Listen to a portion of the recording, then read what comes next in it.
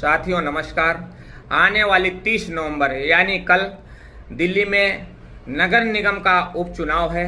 मैं सभी साथियों से हाथ जोड़कर विनती करता हूं, निवेदन करता हूं कि मतदान अवश्य करें और सच का मतदान करें, सच्चाई के साथ मतदान करें। जो हमारे हित के लिए काम करे उसके लिए मतदान करें, जो जनता की भलाई के लिए काम करे उसके लिए मतदान करें, जो हमारे बच्चों के भविष्य के बारे में सोचे उसके लिए काम करें।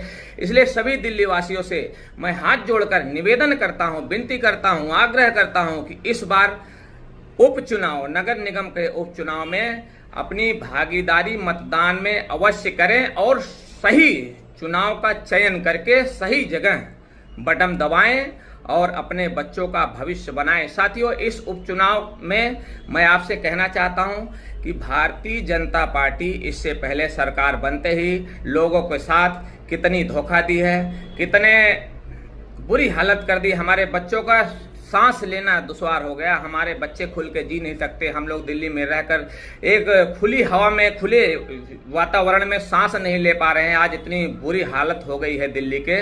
इससे पहले भारतीय जनता पार्टी की सरकार बनते ही दिल्ली वासियों का घर तोड़ा गया, उनकी रेहड़ी पटरी तोड़ी गई, दिल्ली की हर महिलाओं को धोखा दिया गया 2500 रुपये ना दे करके।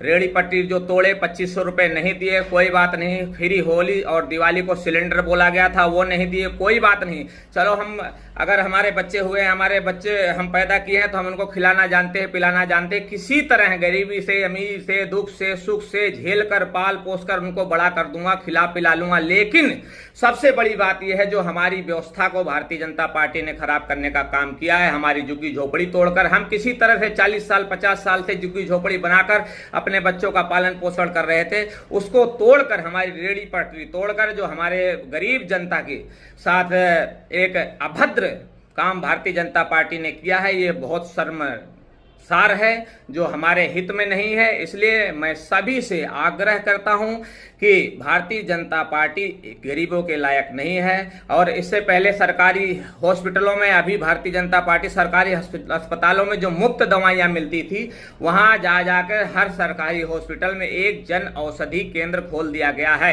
उस जन औषधि केंद्र का मतलब ये है कि आप जाओ सरकारी हॉस्पिटल में इलाज कराओ, लेकिन आपको वहां मुफ्त दवाई नहीं दी जाएगी। मुफ्त दवाई केवल वही दी जाएगी जो 10 पैसे 20 पैसे है, कि बाकी आपको पर्चे पर लिख दिया जाएगा, जाओ आप जन औषधि केंद्र से ले आओ। जो भारतीय जनता पार्टी के एक तस्वीर लगाकर, मुखिया हमारे देश के प्रधानमंत्री जी की तस्वीर लगाकर पैसे कमाने की एक दुकान खोली गई है सरकारी हॉस्पिटलों में।